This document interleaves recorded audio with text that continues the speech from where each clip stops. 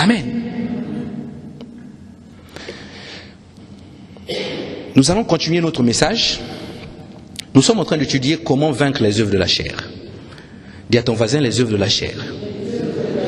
Les œuvres de la chair. C'est vraiment les œuvres de la chair le problème de l'Église. Les œuvres de la chair, la Bible dit dans Galates 5, 22 que les œuvres de la chair sont manifestes. Les œuvres de la chair sont manifestes. Alléluia. Galates 5, verset 19 jusqu'à 22. Vous allez lire, on vous parle du fruit de l'esprit et des œuvres de la chair. Des œuvres de la chair. Mais beaucoup connaissent ces choses. C'est notre quotidien.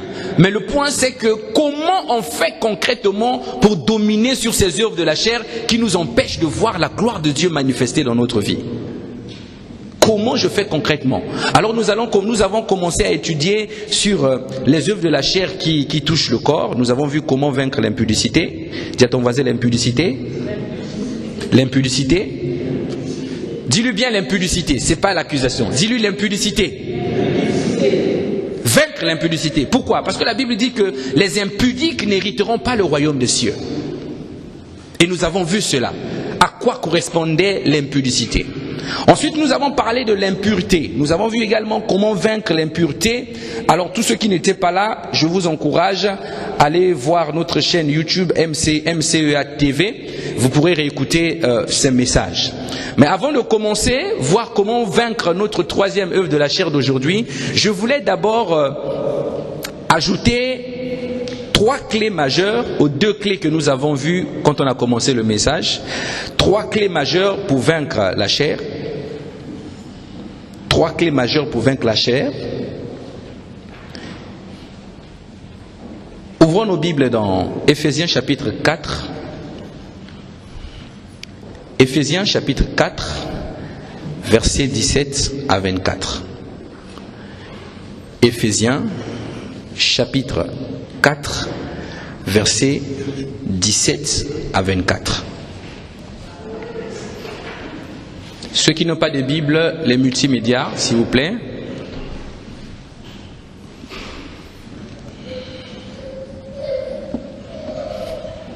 De nos jours, on préfère oublier la Bible que d'oublier le téléphone portable.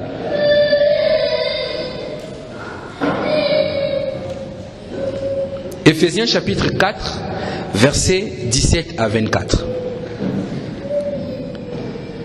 La Bible dit, je lis dans la version Louis II, « Voici donc ce que je dis et ce que je déclare dans le Seigneur.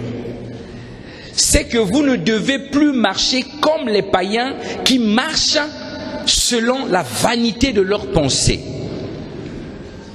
Ils ont l'intelligence obscurcie, ils sont étrangers à la vie de Dieu à cause de l'ignorance qui est en eux, à cause de l'endurcissement de leur cœur.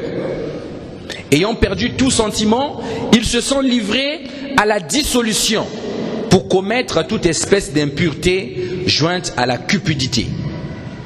Mais vous, ce n'est pas ainsi que vous avez appris Christ. Si du moins vous l'avez entendu, et si conformément à la vérité qui est en Jésus, c'est en lui que vous avez été instruits à vous dépouiller, eu égard à votre vie passée, du vieil homme qui se corrompt par les convoitises trompeuses. J'aimerais que tu dises à quelqu'un le vieil homme. Le vieil homme. À être renouvelé dans l'esprit de votre intelligence et à revêtir l'homme nouveau, créé selon Dieu dans une justice et une sainteté que produit la vérité. Alléluia. Ce passage nous parle simplement de ce qu'on appelle la sanctification. La sanctification. Alors, dans ce passage, Paul interpelle le peuple d'Éphèse, il leur demande plutôt de renoncer à leur vie passée, à leur manière de vivre d'autrefois. Je vous rappelle que la lettre de Paul aux Éphésiens n'était pas destinée aux païens. C'est une lettre qui était destinée à l'église d'Éphèse. Amen. Ça veut dire que dans l'église, il y a des frères et des sœurs, cette église d'Éphèse, dans les églises actuelles également, il y a des frères et des sœurs qui se disent, qui sont chrétiens, mais qui n'ont pas abandonné leur vie passée, qui n'ont pas renoncé au vieil homme. Et la Bible dit, vous commettez tout type d'actes, mais on dit, dépouillez-vous du vieil homme. Dépouillez-vous du vieil homme. Tu ne peux pas à la fois être une nouvelle créature et une ancienne créature. Ça, c'est des choses que nous voyons seulement avec les démons, où il y a deux faces. Tu sais pas, un coup il est Dieu, un coup il est démon. Non, en Dieu, il n'y a pas de mélange. Tu ne peux pas être un enfant de Dieu et un enfant du diable. Non.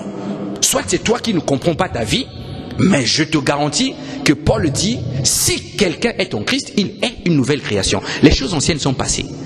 Explique-moi comment tu peux être un enfant de Dieu et vivre comme avant. Avant de devenir chrétien, tu étais un grand menteur, mais tu es chrétien, tu continues de mentir. Avant de devenir chrétien, tu étais un impudique. Tu es devenu chrétien, tu es toujours impudique. Et on fait passer du temps au pasteur. Ah, pasteur, prie pour moi des soucis, prie pour moi des soucis. Est-ce que tu as pris la décision de se dépouiller du vieil homme? Alléluia. L'église doit changer. L'église doit aller de l'avant.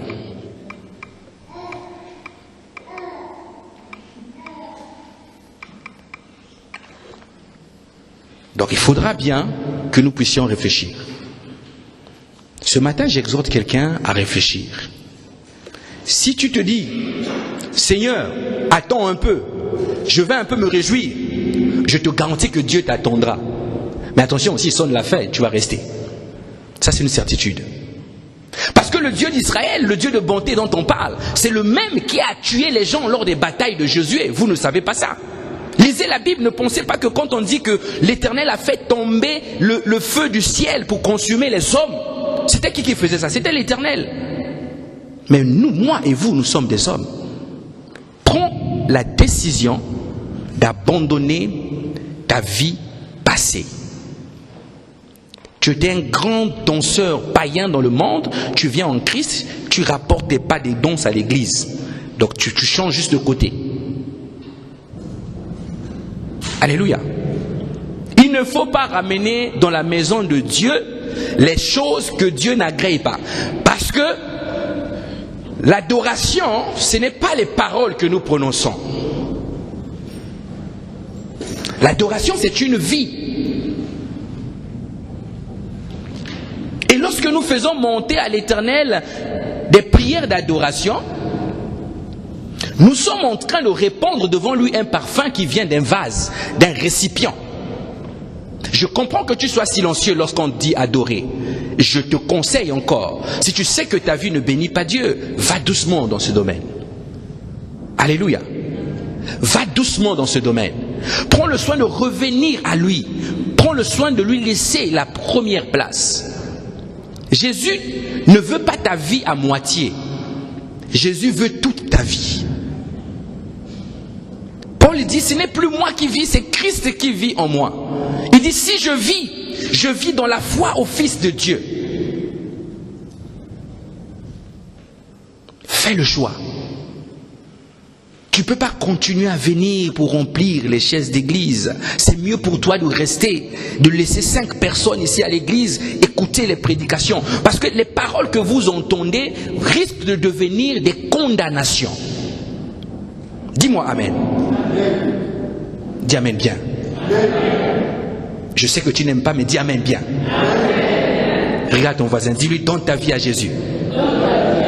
Donne ta vie à Jésus. Vous ne devez plus marcher comme des païens. Donc la première chose que ce passage nous parle, c'est de se dépouiller véritablement du vieil homme qui se corrompt par des convoitises trompeuses. J'ai envie de faire ça, pasteur. Oh, moi vraiment, tu sais, depuis que je marche dans ma vie, il y a ça. Quand je fais ça, les gens m'acclament. Oui, les gens t'acclament. Est-ce que Jésus acclame ce que tu fais? Alléluia. Dieu est capable d'être fier de nous. Il a dit à Satan, as-tu remarqué mon serviteur Job? Est-ce que Dieu est capable de dire même à un ange, as-tu remarqué mon serviteur et cite ton nom? Est-ce que Dieu est capable de faire ça? Change ta vie. Je sais que nous, en France, ici, nous avons beaucoup de choses. Deux fois, nos intérêts nous poussent à désobéir à Dieu. Tu sais que le père du mensonge, c'est le diable.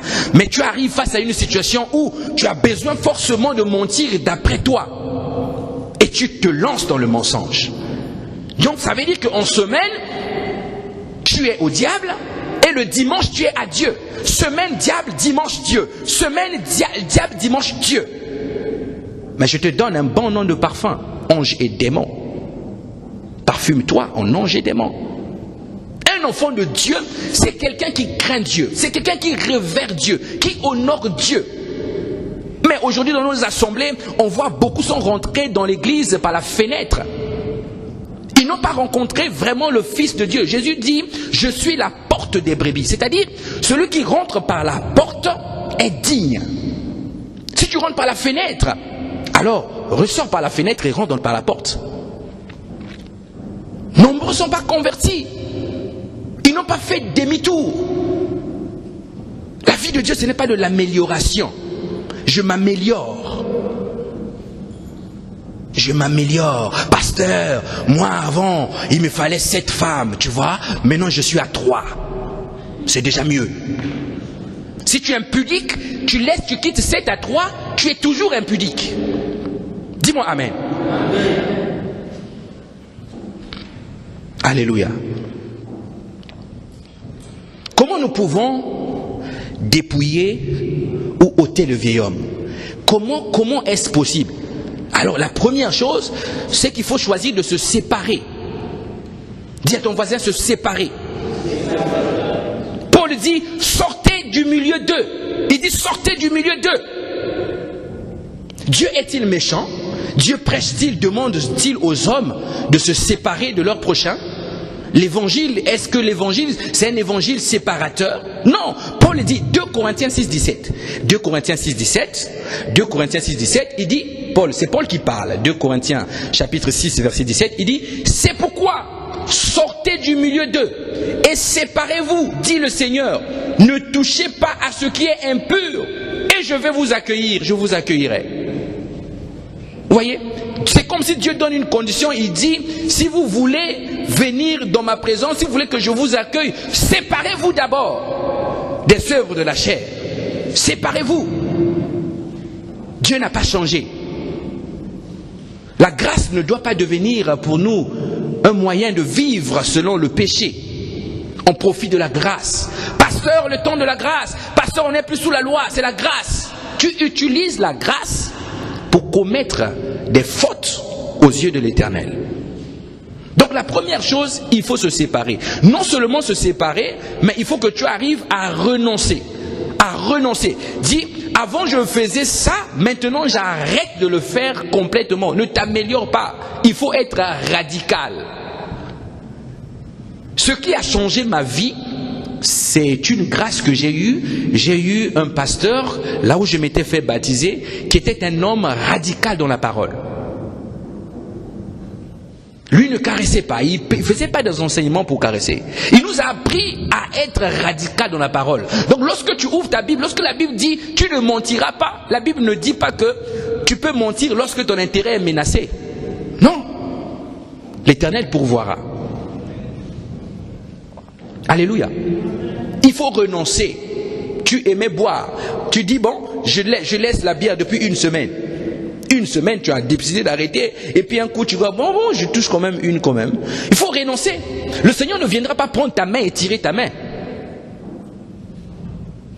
La cigarette, le temple de Dieu, c'est ton corps. Le Saint-Esprit habite en toi. Bon, je comprends. Si tu continues de fumer, ça se trouve que le Saint-Esprit n'est pas en toi. Bon, c'est possible.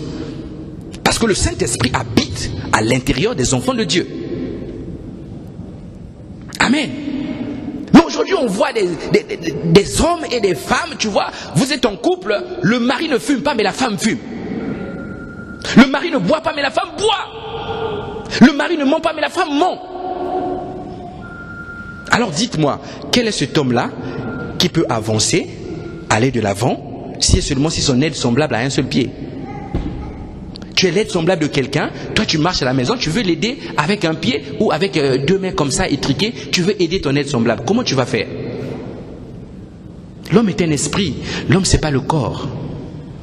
Alléluia. Comprenez que la vie de Dieu, c'est un sacrifice. C'est un sacrifice. Il faut faire le choix. Ne dis pas, bon, aujourd'hui, tu sais, il y a beaucoup d'églises. Hein. Je peux aller ici, là-bas, on commence à prêcher comme ça. Bon, je peux aller ailleurs. Tu sais, tel pasteur aussi a besoin des gens. Non, non, non, non, non, non, non. Tu n'as pas affaire à l'homme que je suis. Tu as affaire au Seigneur. Donc que tu fuis, tu seras comme Jonas. Tu fuis là-bas, Dieu te rappelle, il te dit, va à Ninive. Tu prends le bateau, on te jette dans l'eau, on te récupère par le poisson, mène dans le rivage. Va à Ninive. Alléluia. Chacun parmi vous ici ont des sceaux, des marques que l'Éternel a mis. Des hommes et des femmes qui bénéficient de ce qu'on appelle l'élection de la grâce. Il y a la grâce et il y a l'élection de la grâce. Il y en a parmi vous. Il y a des évangélistes, il y a des pasteurs, il y a des apôtres, il y a des diacres. Nombreux ont ce sceau-là. Mais est-ce que tu travailles pour que ce sceau, qui n'est pas pour toi, mais qui est pour des générations, pour ta génération, puisse sortir? Est-ce que tu vas mourir avec les biens d'autrui que le Seigneur a commencé à faire? Dieu a mis en toi ces biens-là. Est-ce que toi, tu vas continuer à jouer ce jeu-là, à nous dire, oui, pasteur, vous savez, j'ai toujours le temps de faire du ministère arrivera, chaque chose en son temps. Mais si Jésus revient, tu fais comment? Dis-moi, tu fais comment? Alléluia. Mais je comprends, beaucoup ont peur. Ce n'est pas parce que le ministère c'est mauvais. Ils ont peur du prix. Non seulement le prix, mais le sacrifice. Faire le choix de renoncer à tout. Tu aimais les femmes, tu renonces aux femmes. Tu prends une femme si tu veux. Alléluia. Tu aimais la belle vie, ce qu'on appelle la belle vie, dans les plages. Tu renonces aux plages, tu vas devoir t'enfermer dans une chambre, prier pour quelqu'un que tu ne connais pas. Alléluia. Donc il faut vraiment que nous arrivions à renoncer, s'abstenir et se détourner. Vous savez, se détourner, c'est important. Faire demi-tour. Faire demi-tour. Tu ne marches pas avec Jésus dans la même direction où tu marchais avec le monde. Avec Jésus, on fait demi-tour. Demi-tour. L'église, ce n'est pas une maison de marabout où on vient, pasteur, prie pour moi, j'ai tel problème, prie pour moi, prie pour moi. Non, non, non, non, non. Si tu as la fièvre, si tu ne crois pas en Dieu, va à l'hôpital, prends des paracétamol. Si tu as des problèmes au dos, va à l'hôpital, prends des paracétamol. Ne viens pas nous perturber ici. Alléluia. C'est pour ça que beaucoup de serviteurs de Dieu ont commencé à vendre les miracles. Comme vous abusez de Dieu, ben eux aussi ils abusent de vous.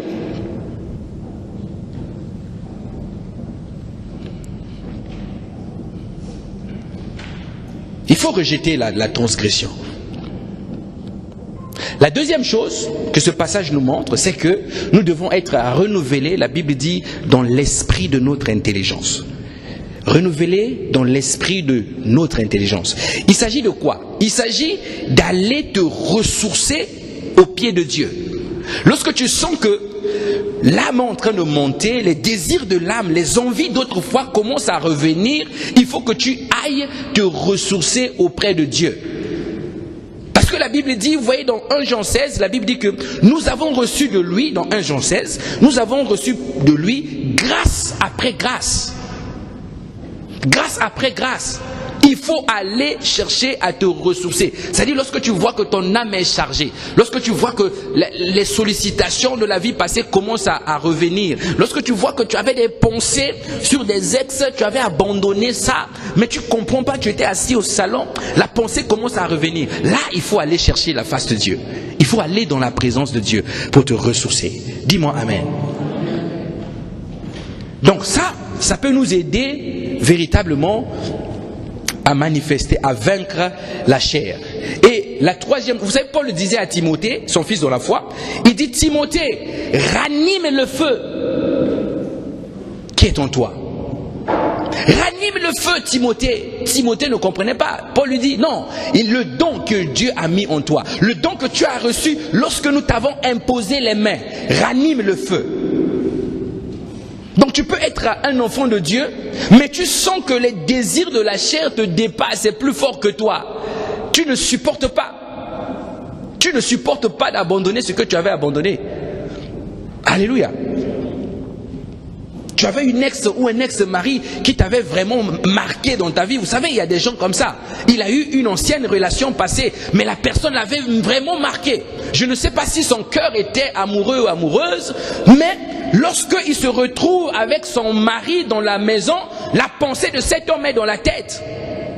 Il y en a même lorsqu'il partage des moments intimes avec son conjoint, mais sa pensée est là-bas, chez l'autre homme ou l'autre femme. Est-ce que vous savez que c'est de l'impudicité? Dis-moi amen.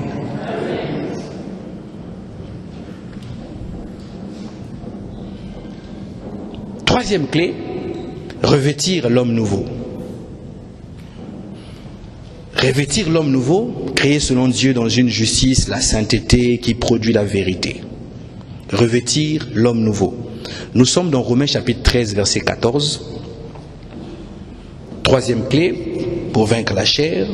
Romains chapitre 13, verset 14. La Bible dit, Romains 13, 14.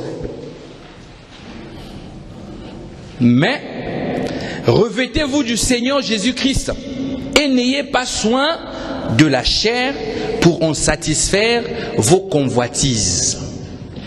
C'est-à-dire, tu aimes quelque chose tellement tu l'aimes, mais toi tu te dis, non, au fait, c'est plus fort que moi.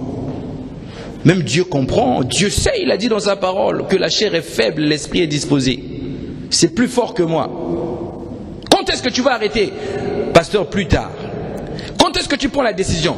Plus tard. Ne pensez-vous pas que vous avez une destinée avec le Seigneur? Est-ce que vous savez que vous avez une destinée avec le Seigneur? Maintenant, nous allons voir comment faire pour vaincre une œuvre de la chair qu'on appelle la dissolution. Dis à ton voisin la dissolution. La dissolution. C'est quoi véritablement la dissolution? Les Grecs, c'est ce que les Grecs appellent azelgeia, c'est-à-dire tout ce qui est lié à la sensualité, tout ce qui te pousse à choisir les passions et les désirs de ton âme, au point de considérer que les mauvais actes que tu poses, tu n'as plus honte, c'est bien pour toi. C'est-à-dire, ce qui est gênant, pour toi, ça devient normal. Tu es quelqu'un de dissous. Dis à ton voisin, ne sois pas dissous. Ne sois pas dissous. Nous allons lire la parole. 2 Corinthiens 12. 2 Corinthiens 12. 2 Corinthiens chapitre 12. Versets 20 à 21.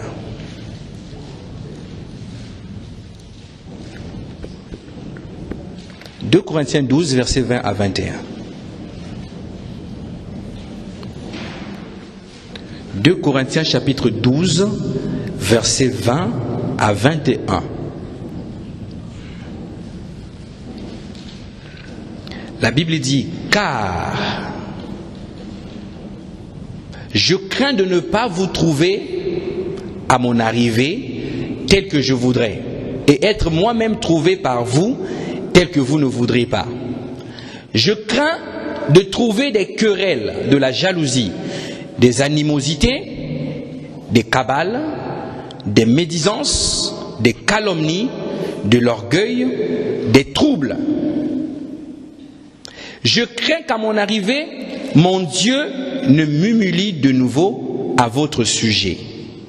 C'est-à-dire, l'apôtre Paul est en train de parler, il va retourner à l'église de Corinthe, mais il y avait tellement de choses qui se passaient là-bas, il s'est dit, le Seigneur risque de m'humilier. Donc il écrit une lettre à l'église de Corinthe. Il dit, et que je n'ai à pleurer sur plusieurs de ceux qui ont péché précédemment et qui ne se sont pas repentis de l'impureté, de l'impudicité et des dissolutions auxquelles ils se sont livrés. C'est-à-dire, il parle d'une catégorie de chrétiens qui avaient dans l'église de Corinthe qui faisaient des repentances. Seigneur, pardonne-moi, repentance publique. J'ai fait ça, pardonne-moi. Mais Paul dit, ces chrétiens-là, en réalité, ils ne se sont pas repentis réellement parce que lorsqu'on les a vus sortir, ils ont repris à faire des choses pour lesquelles ils venaient de se repentir.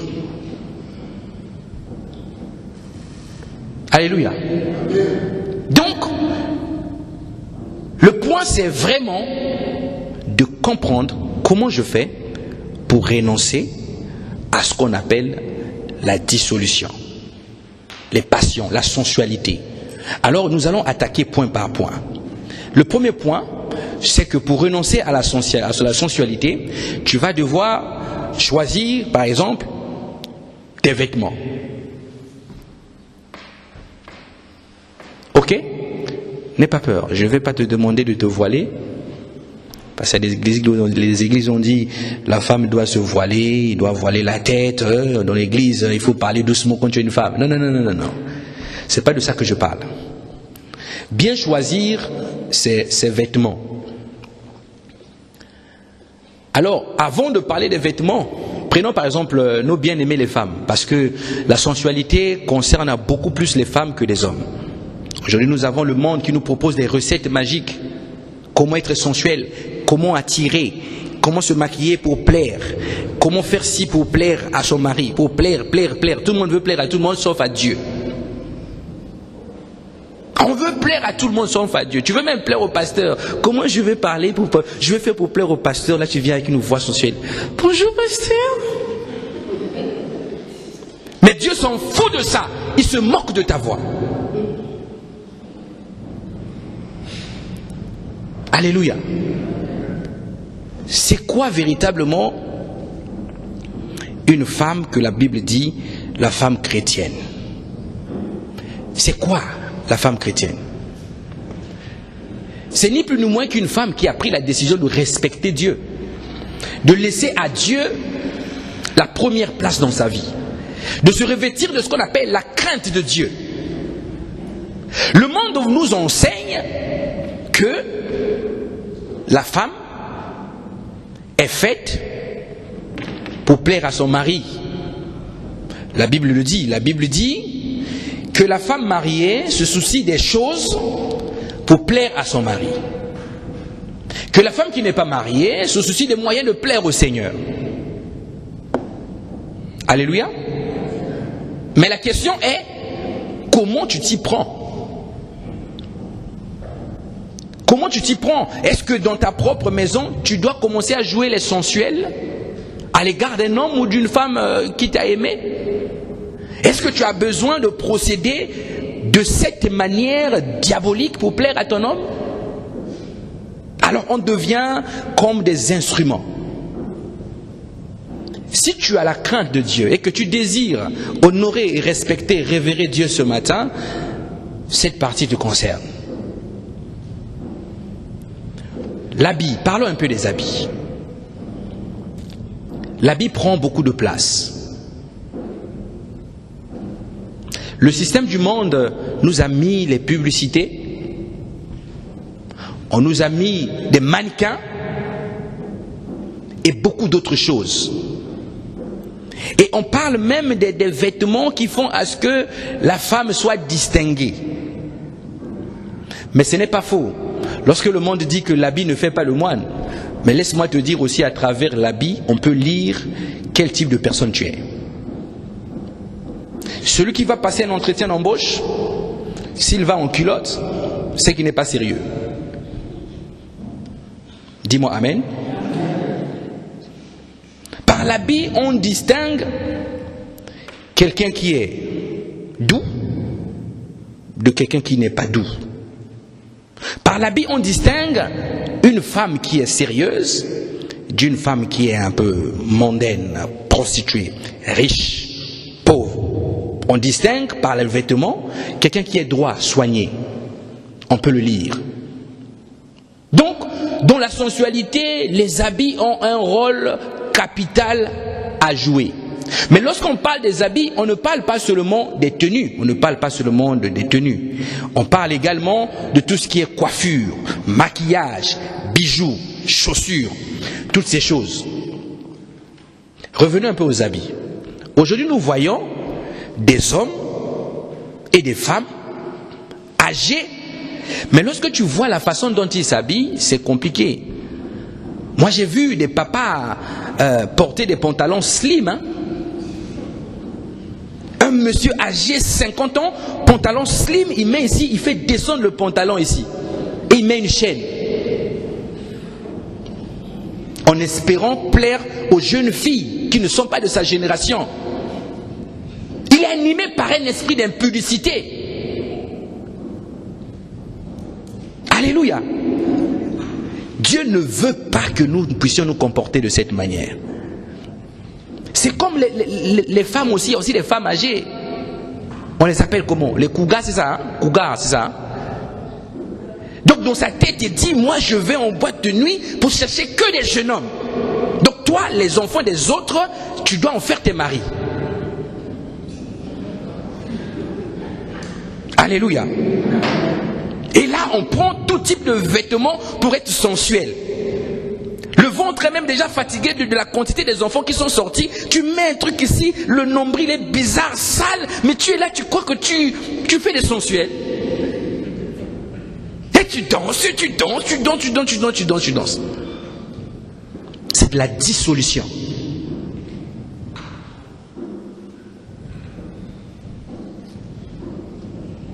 Il y en a qui mettent aussi des, comment on appelle, des maquillages, hein, des rouges à lèvres, des fonds de teint et des cheveux artificiels, tout type d'artifice. C'est pas mauvais les artifices, mais vous avez déjà vu un noir avec les cheveux verts?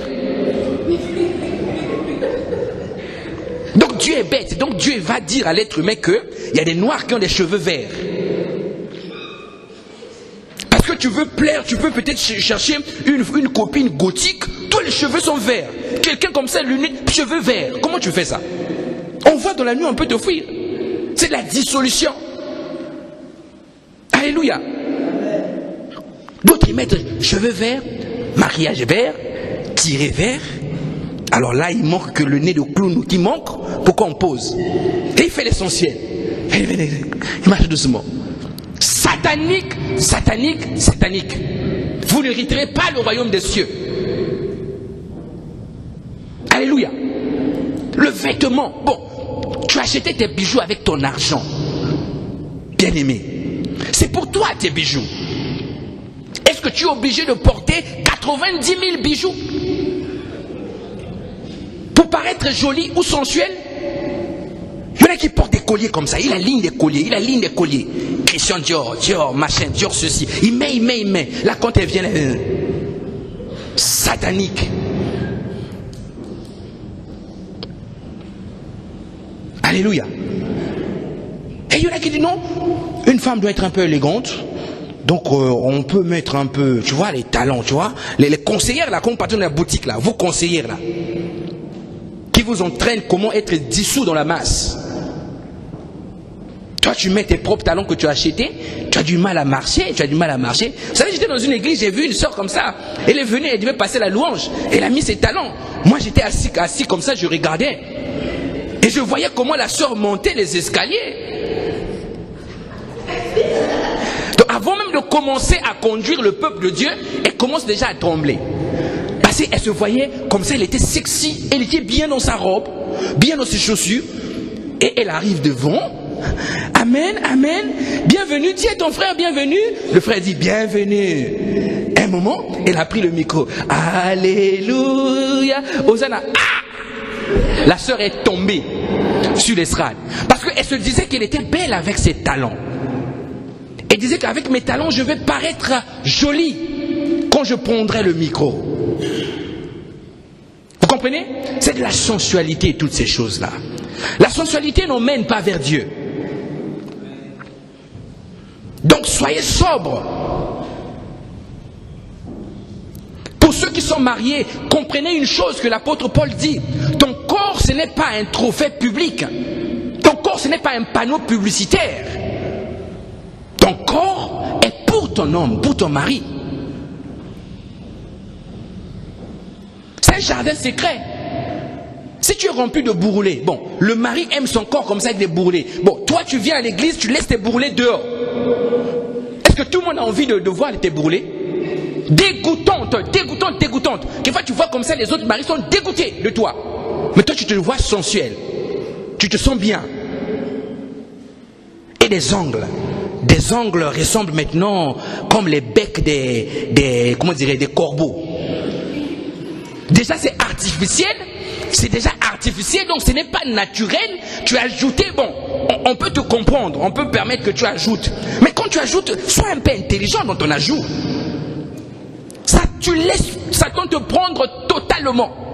Et là, tu vois, les ongles tournent comme ça. Oh, ça tombe là. Oh. Et puis les doigts comme ça. Tu es démoniaque. Alléluia. Même à l'époque où j'étais païen, je ne draguerais jamais une femme comme ça. Tu es démoniaque, possédé. Tu as les esprits du monde. Amen. Dis amen bien. Dis-moi amen. C'est des choses qu'il faut devoir apprendre à se débarrasser de ces choses. Complètement. Complètement. Alors là, complètement. Et d'autres rentrent dans les fêtes. Elle vient dans la fête. Bon. Elle a porté un haut. Elle a choisi. Elle doit laisser ses deux parties de la poitrine devant.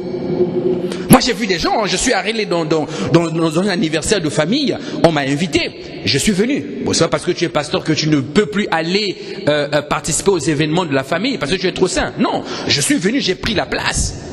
Et c'était une soirée congolaise. J'ai vu la sœur, c'est une sœur que je respectais bien, que j'honore bien, que je l'appelle même familièrement Yaya. Vous comprenez? C'est vraiment une des grandes sœurs. Mais j'ai vu la poitrine dehors.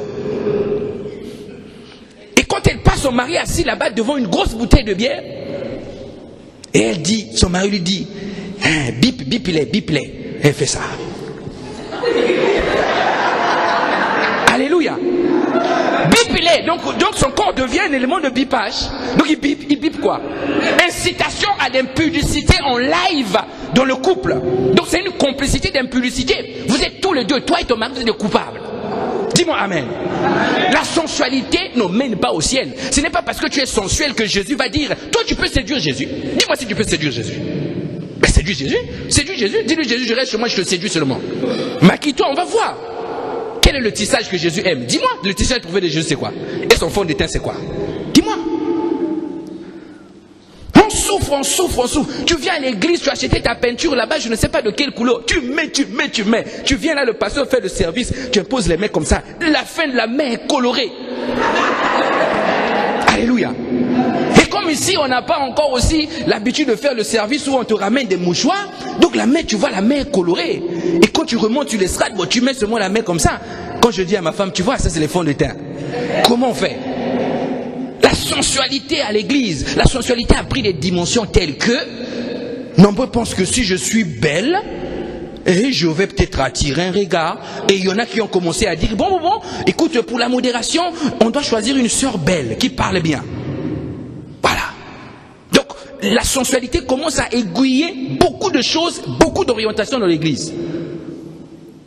Et à d'autres, on a dit, non, écoutez, si vous voulez être riche, apprenez à parler comme des riches. Donc tu vois, la personne n'a rien, mais commence à prendre l'apparence des riches. Vous savez, moi je ne marche pas dans n'importe quoi. Le gestuel travaillé. La dissolution. Soit tu es riche, soit tu es pauvre. Tu ne peux pas être un peu riche, un peu pauvre. Même si le blanc dit la classe moyenne. C'est quoi la moyenne? 10, c'est ça. Dieu n'a pas besoin de votre sensualité. La vraie beauté, elle est intérieure. C'est celle qui s'exprime par des valeurs. C'est celle qui s'exprime par une qualité de vie, un témoignage. Alléluia. Je remarque que mon mari, lui commence à regarder. La dernière fois, il regardait une soeur là qui avait un collier un peu comme ça. Toi, si tu cours, tu vas chercher le même collier que la soeur. Mais tu viens là, la vie du mari ne change toujours pas. Ça l'énerve encore plus. Toi, ton colis, là, sort d'où? Alors que tu as acheté pour le plaire, pour chercher à le plaire. Et il y a maintenant ce qu'on appelle aussi, à part le vêtement, ce qu'on appelle les immoralités. C'est-à-dire, tu fais des actes, on a du mal à savoir si tu es un enfant de Dieu ou que tu es dans le monde. On a parlé, quand tu t'es marié, à l'église, on t'a parlé du lit conjugal. Mais toi, tu vas vivre ta sensualité avec ton mari dans les toilettes, dans les arrêts de bus, dans les métros, dans les coins de rue obscurs, comme le diable aime, dans le noir. Un peu. On voit que les deux yeux qui pétillent comme ça. Alléluia. Et vous venez à l'église pour chercher Dieu. Pasteur, je prie, mais la situation est compliquée. Pasteur, sujet de prière, donne-moi un peu le sujet de la messe à l'intercession. Pasteur, vraiment, je crois que Dieu va faire. Dieu a besoin d'abord que tu te libères de ça. Dis à ton voisin, sois libéré. Sois libéré. Alors comprends que ce matin, je ne suis pas en train de faire un one-man show. Je ne chauffe pas la salle.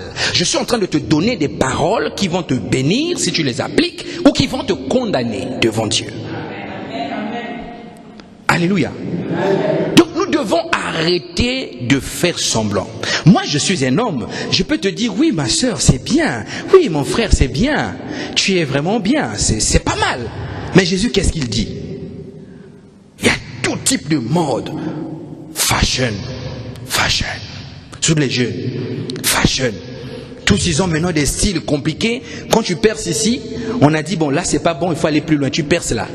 Tu décores là, tatouage, on a dit non, un seul c'est pas bon, il faut mettre là, tu mets là. Et d'autres pensent que le tatouage, ça devient un moyen de montrer sa richesse. Donc plus tu as des tatouages, plus tu es riche. Parlons encore des cils. Hein, les sœurs, les cils. Vous avez vu quelqu'un avec des cils qui font ça? Une africaine. Les cils, tu vois les cils. Oh là là, que Dieu nous fasse grâce. Comment Dieu peut accoucher des enfants qui ont des cils qui font... Moi j'ai vu 2 cm de cils. Hein. Fais ça. Et quand ils collent ceci, je ne sais pas comment ils font pour coller ça. Je ne sais pas s'il y a de la colle. Comment sur ton corps tu vas mettre la colle? Dis-moi amen. Amen. Colle dans les mains, colle dans les yeux. Tu crois que tu es sensuel. Et quand tu mets les cils là, tu tournes là. Et puis il laisse pas les cils, ils mettent encore une peinture dessus, mascara. Sensuel. Et là tu vois seulement les yeux d'un pudique en train de tourner. Comme tu as fait des yeux, tu veux que toute l'église constate tes yeux. Et vous allez voir, les femmes sont comme ça. Elles pensent plaire avec ça. Quand elles ont des longues, elles ont mis des ongles de 4 mètres, tu les vois là, les mains seulement comme ça. Mais pour saluer les frères. Alléluia. Tu crois que ça plaît aux frères, mais ça les dégoûte. Quelquefois ça les dégoûte, ils ne parlent pas. Tu es dégoûtante. Et tu n'iras pas au ciel, ça je te le dis. Parce que la séduction n'est pas de Dieu. Sois toi-même. Sois le véritable toi. Comprends que sur cette terre, il n'y a pas ta copie, il n'y en aura pas. Tu es l'original. Sois toi-même. Sois une femme qui cherche Dieu. Sois une femme qui plaît au cœur de Dieu. Donne ta vie au Seigneur Jésus. Fais le choix d'abandonner. Dimanche à l'église, costume comme le pasteur. J'ai compris, hein. À part le fait que le Saint-Esprit me dit, mais j'ai dit Seigneur, je vais commencer à les surprendre moi-même. Donc vous allez me voir beaucoup dans les rues du Havre ici. Je vois des sœurs, hein. Je vois passer de loin. Est-ce qu'on peut l'appeler? Non, laissez-la d'abord. Je ne surveille pas vos vies, mais je constate. Tu dis, oh, ça c'est le frère. Le frère a changé de côté. Tu vois, tu dis, ah! Vraiment, là tu regardes le ciel, tu dis, waouh, dimanche encore je dois écrire 4 prédications pour eux. Bon, on va faire comment c'est l'œuvre de Dieu, il faut continuer seulement. Motivez pas les bergers. Et puis quand c'est comme ça, c'est les mêmes qui accusent les pasteurs. C'est la faute du pasteur. Lui n'a rien fait pour nous. C'est la faute du pasteur. Tu sais, le pasteur il est toujours comme ça. La faute du pasteur. C'est toujours la faute du pasteur. Et toi-même, ta faute c'est quoi? Même lorsque deux personnes se disputent, la faute est partagée. Alléluia. Vous changez les côtés. Vous changez les côtés. Dimanche à l'église, tu es du côté de Dieu. Quand tu sors chez toi, tu es du côté du monde. Costume dimanche, en semaine, tu vois, États-Unis.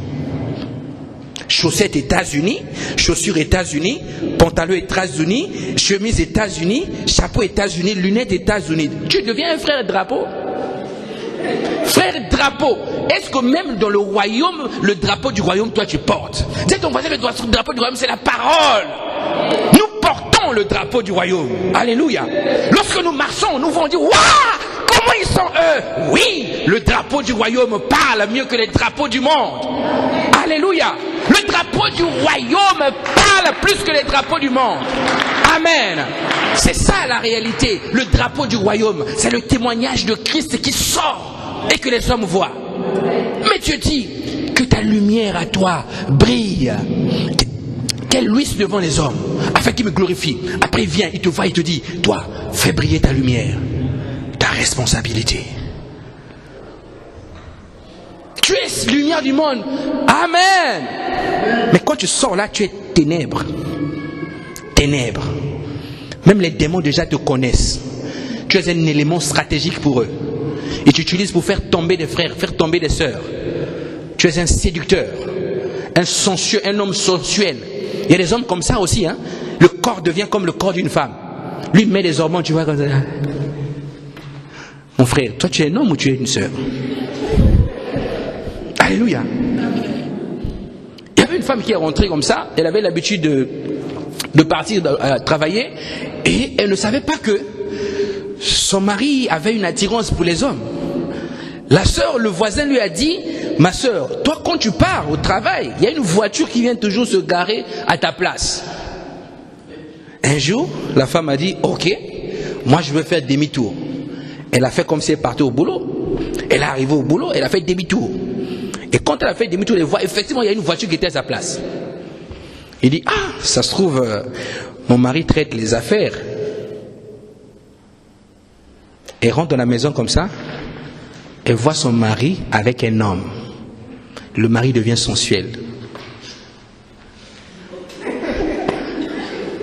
Elle est tombée, alléluia. Elle est tombée d'émotion. C'est-à-dire, tu es une femme, on te trompe avec un homme. Tu comprends ça? Parce que le mari a voulu devenir sensuel pour plaire. Le désir de plaire. Amen. Abandonner la sensualité. Abandonner. Tu es parti, tu as acheté tes sous-vêtements de marque, je ne sais pas quoi, mais toi tu t'habilles, tu laisses un haut de façon à ce que les gens vont lire ce que tu as mis. Et ta poitrine est dehors. Et quand tu marches comme ça, tu laisses tomber ton haut. Moi je vois des femmes, elle dit, mais j'ai dit, mais ton haut là, comment tu mets? Non, non, ça c'est fait pour porter, ça doit tomber au fait. Il faut que ça tombe. Ça c'est fait pour s'arrêter ici, donc il faut que ça tombe. Là tu vois la sœur est assise, de temps en temps elle tire. Tu as acheté tes sous-vêtements à toi seul. Bon, toi tu es assise devant, le frère est derrière. Bon, la malchance ce jour-là, le pasteur a dit, prosterné, adorons Yahweh, Yahweh. Et tu n'avais pas la chance, tu étais obligé de te prosterner. Prosterne-toi devant l'Éternel. Tu fais comment? Le pantalon est serré, les sous-vêtements sont serrés, tu t'es stringé en bas, stringé en haut, stringé à la tête, et quand tu te baisses comme ça, tu es stringé. Et le frère qui était venu avec un élan, un zèle pour Dieu, le frère était maintenant comme ça. Il n'arrive plus à prier, mais à cause de toi. Ne pense pas que tu vas séduire le frère avec ça. Tu es plutôt satanique. Tu es plutôt démoniaque. Ton propre argent, tu investis pour devenir satanique. Donc il faut abandonner la sensualité. Une femme belle, ce n'est pas forcément une femme qui a beaucoup d'artifices. Black opale, opale black, black, black, black, black. Beaucoup de choses. Comment faire, quelle technique faire pour toucher son mari? Quand tu le touches, tu touches à tel endroit. Là tu vas quand tu le regardes, ne regarde pas droit, regarde un peu de côté. Chérie, moi je te piétinais. Hein. Alléluia. Qu'un homme dise à sa femme, je ne suis pas marié avec la fille de Satan. Je vais te piétiner. Après, on va faire la confession.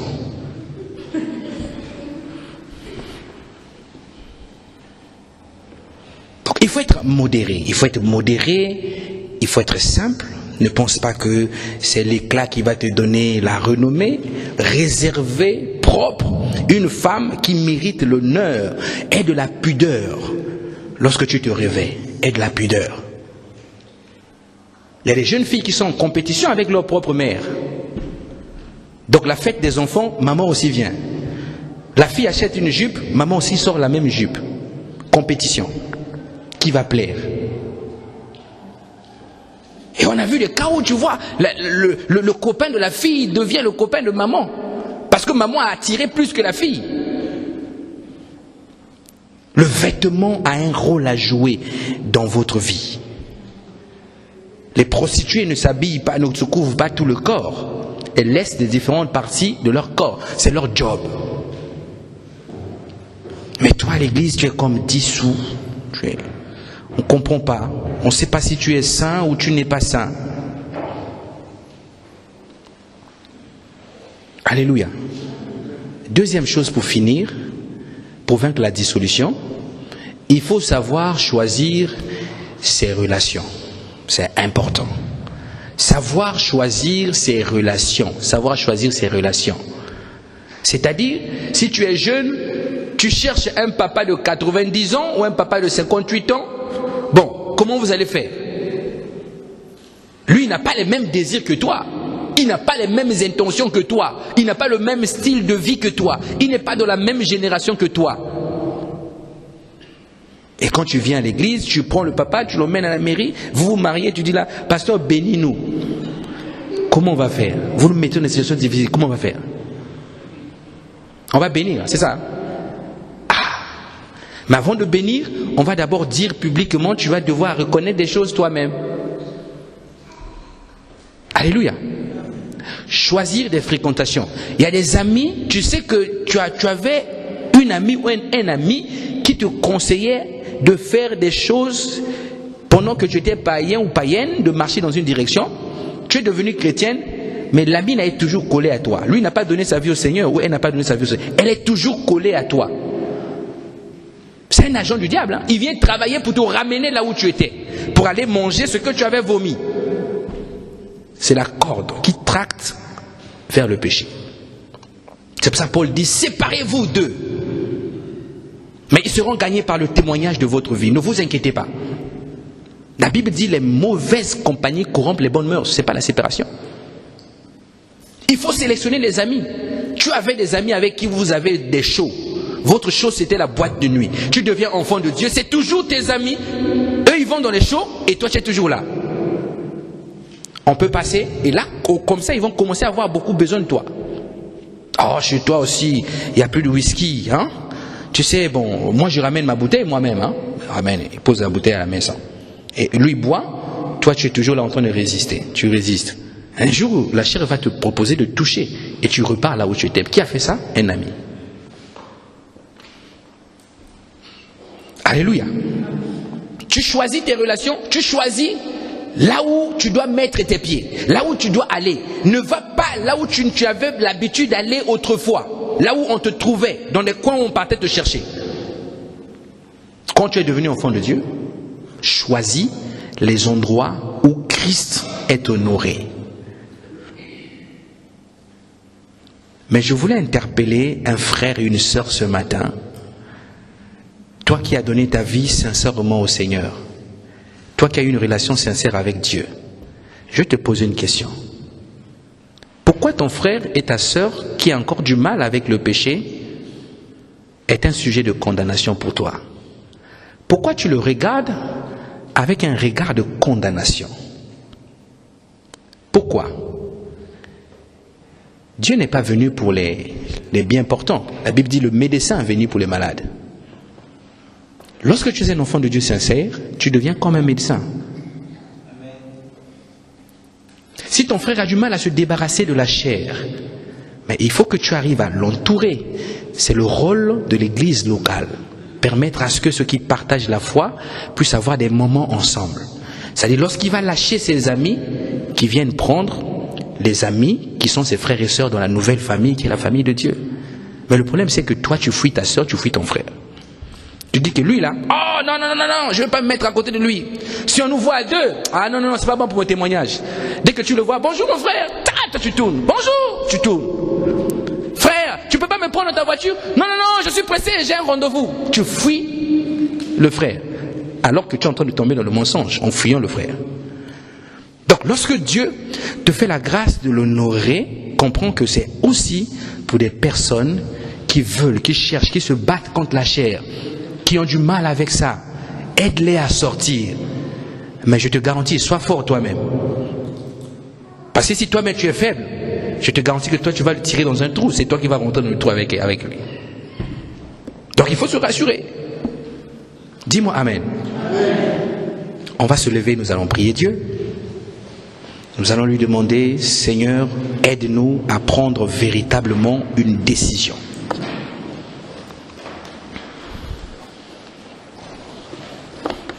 Une décision de marcher avec lui, une décision de se faire accompagner sur le chemin de sa destinée.